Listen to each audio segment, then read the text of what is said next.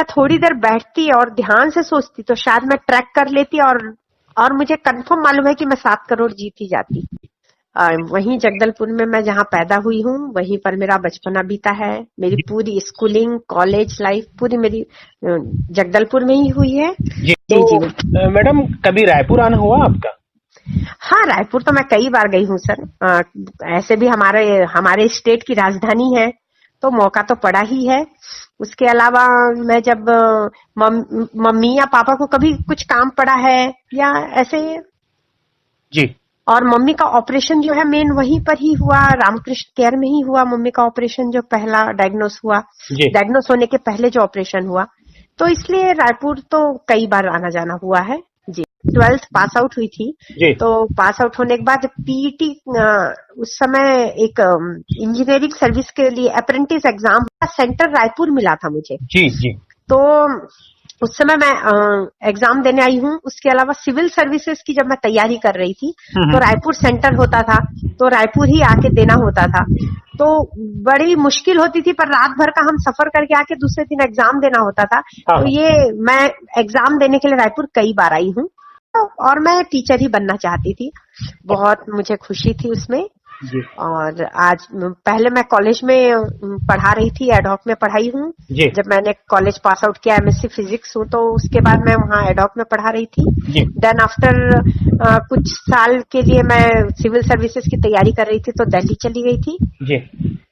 तो उसके बाद आने के बाद मेरी जॉब लग गई तो जॉब में फिर मैं टीचिंग जॉब में आ गई तो फिर पढ़ाई वगैरह तो पूरी ही बंद हो गई बोलिए। ओके। फिर मैं अपनी जॉब में ही सेटिस्फाइड। मैम जैसा कि आपने शो में बताया था कि 20 साल से आप इंतजार कर रही थी। हाँ। तो कैसा था मैम पैशन, क्योंकि 20 साल एक बहुत लंबा अरसा होता है और इस बार कितना आपने ट्राई किया, इन 20 सालों में आपने कितने बार ट्राई किया होगा? मैं सही बोलूं तो 20 सालों में जितने सीजन हुए हैं ऐसा कोई सीजन नहीं है जब मैंने ट्राई ना किया हो। मतलब 12 सीजन हुए हैं तो 12 सीजन में जितने रजिस्ट्रेशन के दिन होते थे मैं उतने दिन पूरा ट्राई करती थी।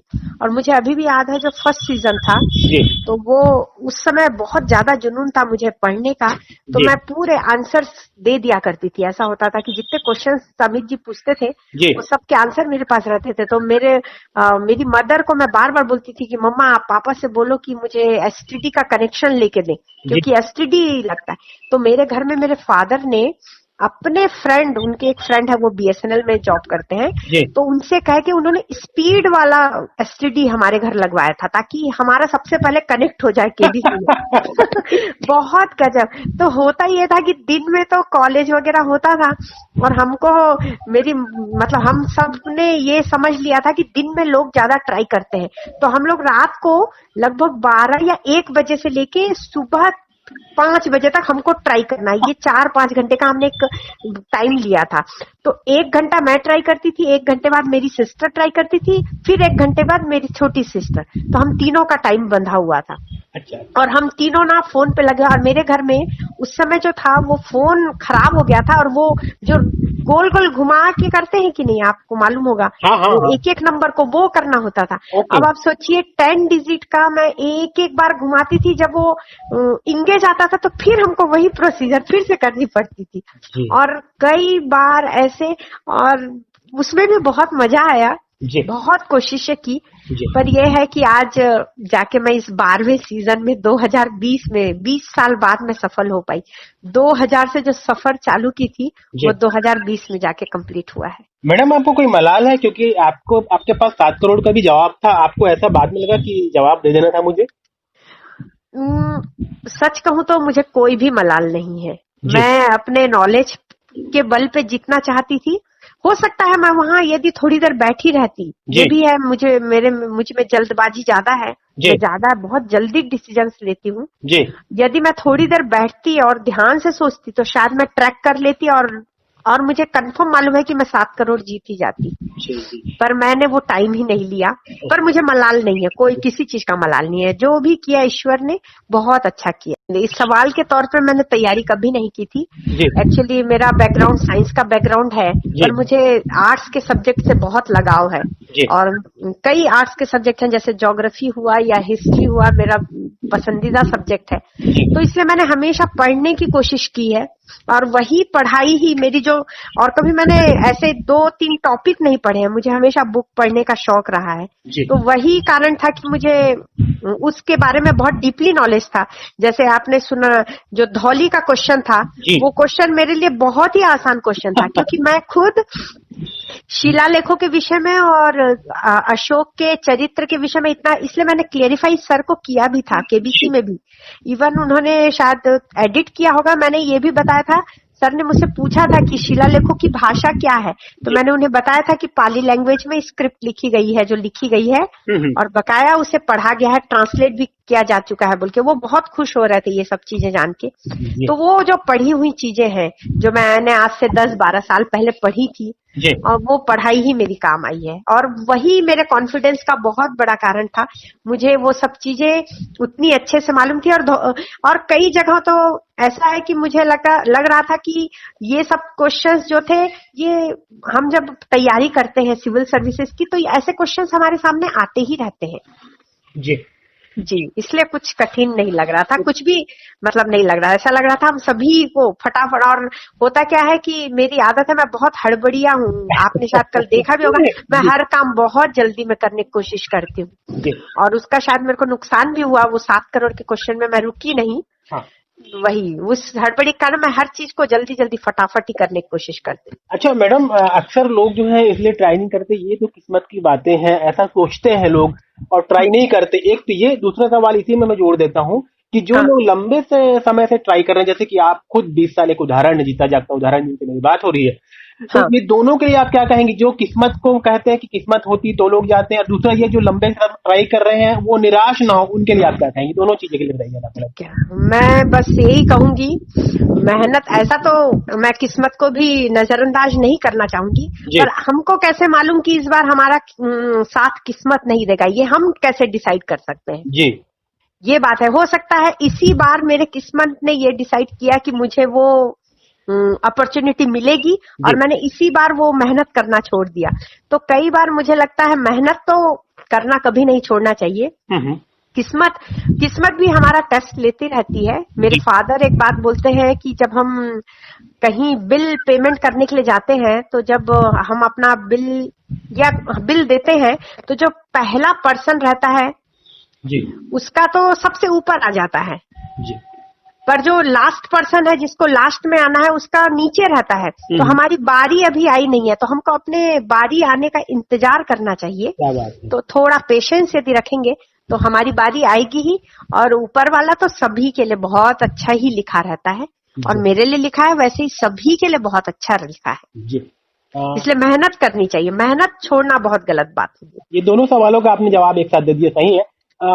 मैं एक चीज और जानना चाह रहा था मैडम कि आपकी अभिरुचियां क्या क्या है, क्या क्या आपको पसंद है? जैसे हम अगर फिल्मों में जाएं तो किस तरह की फिल्में आप पसंद करती हैं? कॉमेडी मूवीज बहुत पसंद है मुझे जी। और गाने किस तरह के पसंद है आपको? कौन आपके सिंगर आपको, जिनको फॉलो करती हैं आप? सिंगर में मुकेश जी मुझे बहुत पसंद है जी। उसके अलावा तो बहुत सारे हैं, जैसे मोहम्मद रफी को भारतीय कोई व्यक्ति नापसंद कर ही नहीं सकता, या किशोर कुमार को नहीं कर सकता, वो इतने सुरीले हैं, मैं किसी एक सिंगर में इनको बांध नहीं सकती। जी जी, उसके अलावा जी जी जी, ये तो एवरग्रीन सभी को पसंद है। ओके, वैसे ही मेरी पसंद है जी जी। खाने में क्या पसंद है मैम आपको?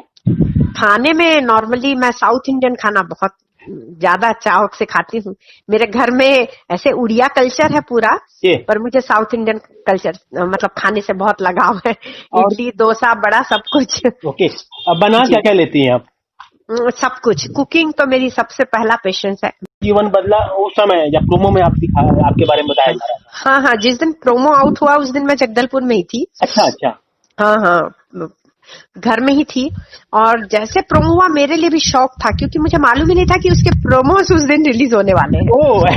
जी, सबसे इम्पोर्टेंट, हमने जब शूटिंग की थी तो हम लोगों को ऐसा था कि दिसंबर में शायद ये टेलीकास्ट होगा। तो मैंने पूरा डिसाइड करके रखा था कि मुंबई से मैं लौट आऊंगी, उसके बाद ये टेलीकास्ट होगा तो हम घर में सब मिलके देखेंगे, अच्छा, एंजॉय करेंगे। और जिस दिन उस समय जब प्रोमो आया तो मैं खुद इतने जोर से चमक गई और हमारे घर में ऐसा हुआ, मेरी सिस्टर इतने जोर से चिल्लाई कि मेरे फादर को लगा कि कुछ बड़ी भारी दुर्घटना हो गई, तो वो दौड़े दौड़े आए। तो फिर पता है कि ये पापा देखिए दीदी का आ गया है। तो उसके बाद रात भर मेरे यहाँ फोन कॉल्स आते रहे और रात लगभग मैं 4 बजे सोई हूँ उस दिन, फ्राइडे के दिन रात को। अच्छा, सामने उनको देखी होगी मैम, तो कैसा आप खुद को संभाली होंगी, क्योंकि इतने साल के आपकी तपस्या थी, उसके बारे में बताइए। पहले तो मैं बहुत इमोशनल हो गई थी, मैं सही बोलूं तो जब मैं फास्टेस्ट फिंगर जीती तो मैंने ऊपर अपना सिर भी नहीं किया था, क्योंकि मुझे बहुत डर लग रहा था कि उसका रिजल्ट मेरे से कुछ डिफर आया, मेरा नाम नहीं आया तो मैं कैसे फेस करूंगी, ऐसा लग रहा था। और जब मेरा नाम बच्चन जी ने बोला तो मेरे आंख से भर भर आंसू निकल रहे थे। और मैं दौड़ के जब आई, आते समय 2 बार मैं झुचकी भी, समझ नहीं पा रही थी और बहुत रो रही थी। और जब मैं फ्लोर पे पहुंचने के बाद बच्चन सब मेरे को चुप करा रहे थे, उनको मैं देख भी नहीं पाई थी और मैं इतना रो रही थी कि फिर उसके बाद सर मुझसे बात करके उन्होंने सांत्वना दी और मुझे पहले बिठाया गया, पानी वानी मैं पी। उसके बाद शो फिर शूटिंग चालू हुई है। उतनी शूटिंग होने के बाद फिर रोका गया था, क्योंकि ये सब चीजें बहुत अनायास मैं फेस नहीं कर पा रही थी। और मुझे सबसे इम्पोर्टेंट यकीन नहीं हो रहा था कि मैं उस सपने को साकार होते देख रही हूँ जो इतने सालों का था। जी, इसलिए यकीन नहीं कर पा रही थी। मैडम, ये आपका इंटरव्यू जो है फेसबुक में भी जाएगा, तो हो सकता है कि देश भर में भी लोग इसको पढ़ें। तो चूंकि हमारा जो छत्तीसगढ़ है, खासतौर पे बस्तर जहाँ से बिलोंग करती है, वो इतनी छवि है मैम, एक पिछड़ा हुआ इलाका और माओवादी क्षेत्र के नाम से उसको जाना जाता है। कई तो जो दूर के लोग हैं वो पूरे बस्तर के नाम से पूरे छत्तीसगढ़ को ही माओवादी क्षेत्र मानते, जो नहीं जानते हैं। तो मैम ऐसा उनको एक मैसेज दीजिए लोगों को कि उनको लगे कि भाई हमारा जो बस्तर है वो प्राकृतिक संपदाओं से भरपूर है और उसमें तो गुण ही गुण है। नहीं, ये तो सच बात है। ये मैसेज तो मैंने केबीसी में भी कहा ही था कि पहले ही बोली हूँ, मेरे जगदलपुर जैसा या मेरे बस्तर डिस्ट्रिक्ट जैसा सुंदर और शांत जगह कोई नहीं हो सकता, क्योंकि हम इतने वर्षों से रहते आ रहे हैं। मेरा बर्थ प्लेस है, मेरे पेरेंट्स का बर्थ प्लेस है, बहुत अच्छी जगह है। भली हाँ, ये है कि नक्सलाइट की समस्या है, पर वो इंटीरियर पार्ट्स में है, उसको भी सरकार सुलझाने की बकाया कोशिश कर रही है। और जनजातीय क्षेत्र होने के कारण भी हमारा क्षेत्र बहुत शांत है, क्योंकि जो जनजातीय होते हैं उनमें उद्दंडता नहीं होती, सबसे इम्पोर्टेंट।